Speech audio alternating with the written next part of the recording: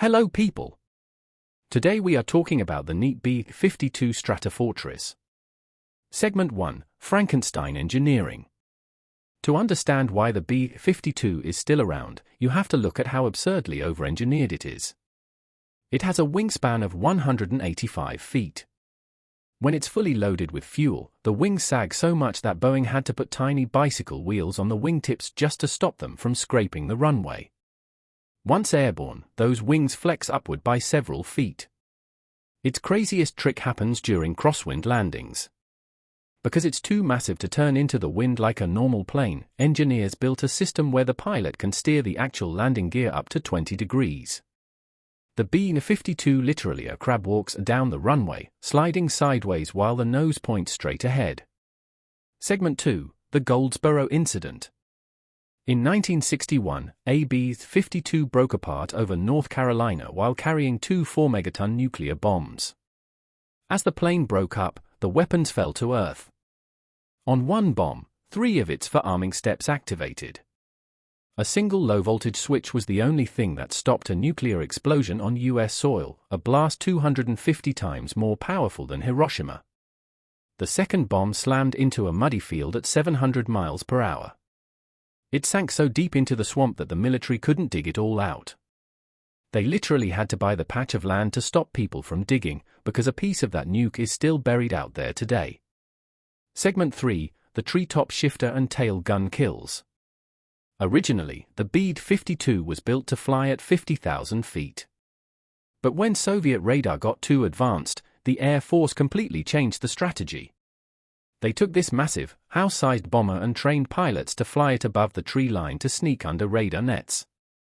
During the Vietnam War, these low-altitude missions were incredibly dangerous. To defend themselves, early B-52 models actually had .450 caliber machine guns mounted in the tail. B-52 tail gunners successfully shot down 2 supersonic North Vietnamese MiG-21 fighter jets, making the B-52 the largest aircraft in history to secure aerial dogfight kills. Segment 4, Inside the Submarine Cockpit. Sitting in a B-52 cockpit is like stepping into a 1950 submarine. It is an absolute maze of over 100 mechanical dials, switches, and analog meters. Because it has 8 separate engines, the center console features 8 individual, mechanical throttle levers clustered together. Pilots literally have to wrap their entire hand around the massive block of levers just to push for takeoff power. The Air Force is finally replacing this antique setup with clean, digital glass displays, but for decades, crews flew global nuclear missions using tech older than a dial-up modem. Segment 5, Outliving its own children. The B-52 has outlived the very planes built to replace it. The Air Force engineered the supersonic B-1 Lancer and the stealthy B-2 Spirit to take over its job. Instead, both of those newer bombers are scheduled to retire while the B-52 keeps flying. Right now, the fleet is undergoing the B-52J upgrade, receiving brand new Rolls-Royce engines and modern fighter jet radar. This ensures the airplane will fly well past 2050, hitting a historic 100 years of active combat service. To appreciate this machine, you have to realize it was basically drawn up over a single weekend. In 1948, a team of Boeing engineers was staying at a hotel in Dayton, Ohio. The Air Force had just rejected their previous turboprop proposal and demanded a full-jet bomber instead. Working straight through the weekend with nothing but sketchpads and slide rules, the team designed a completely new aircraft from scratch. By Monday morning, they presented the Air Force with a hand-carved balsa wood model and a 33-page proposal. That frantic weekend design became the exact foundation of the B-52 we see today. And the engineering they came up with is absolutely absurd. It has a wingspan of 185 feet. When it's fully loaded with fuel, the wings sag so much that Boeing had to put tiny bicycle wheels on the wingtips just to stop them from scraping the runway. Once airborne, those wings flex upward by several feet. Its craziest trick happens during crosswind landings.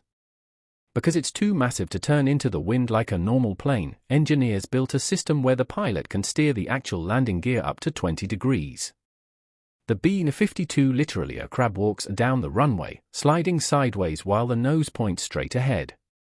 Segment 3, the gunpowder blast start. If a nuclear alert sounds, there is no time to wait for normal engine startups. To get all 8 massive engines running simultaneously, the B-52 uses a method called a cartridge start. Segment: the 70,000-pound arsenal. To truly understand the threat of a B-52, you have to look at its jaw-dropping maximum payload. This plane doesn't just carry weapons, it carries an entire army's worth of destruction. It can haul up to 70,000 pounds of ordnance divided between its massive internal bomb bay and heavy-duty wing pylons. During the Cold War, its main job was delivering nuclear annihilation via AGM-86 cruise missiles, which could be launched from hundreds of miles away to sneak past enemy air defenses. But today, the big ugly fat fellow has evolved into a high-tech sniper. It can drop dozens of JDAMs, Joint Direct Attack Munitions, which are old-school dumb bombs converted into precision satellite-guided smart weapons, all in a single pass. It's even being used as the primary testing platform for America's newest hypersonic cruise missiles.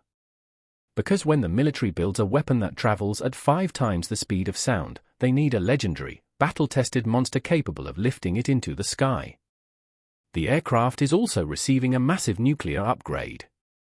The upcoming AGM-181 long-range standoff missile is designed to penetrate advanced air defense networks from huge distances, keeping this 1950s airframe relevant against modern, high-tech adversaries.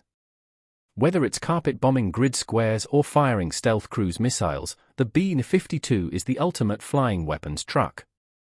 It also carries the AGM-158JSSM, a stealthy anti-ship cruise missile that allows the massive bomber to hunt down and sink hostile warships from hundreds of miles away. The B-52 simply refuses to die.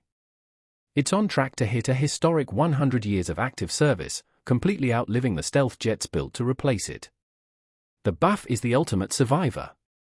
Hit subscribe for more crazy engineering, and comment your favorite aircraft. Peace.